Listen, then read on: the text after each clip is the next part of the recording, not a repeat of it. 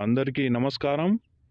ఈ వీడియోలో మీకు సర్వజన వశీకరణము భార్యాభర్తలకు, అలాగే కొంతకాలంగా విడిపోయి ఉన్న ప్రేమికులకు, అలాగే గత కొన్ని సంవత్సరాల నుంచి బాధపడుతున్న భార్య లేక భర్తలకు ఈ యొక్క సర్వజన వశీకరణము ఈ మోహిని ఆకర్షణ మంత్రము ద్వారా మీకు వివరించడం జరుగుతుంది.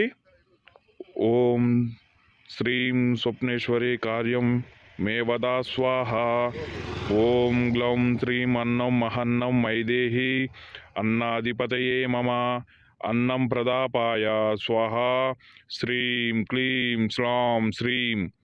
ఈ యొక్క మంత్రాన్ని మీరు ఎవరినైతే వశపరుచుకోవాలి అనుకుంటున్నారో వారి పేర్లు రావి ఆకుల మీద రాసుకొని దానిపైన 2 నిమ్మకాయలు పెట్టి ఈ మంత్రాన్ని చదివి పసుపు కుంకుమ చల్లి ఇలాగా 11 రోజులు చేసినట్లయితే వాళ్ళు ఖచ్చితంగా మీ వశం కాక తప్పదు.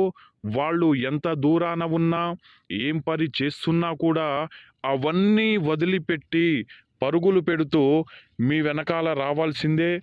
ఇది ఖచ్చితంగా 11 రోజులు చేస్తే మాత్రం మీరు అనుకున్న పని ఖచ్చితంగా జరుగుతుంది.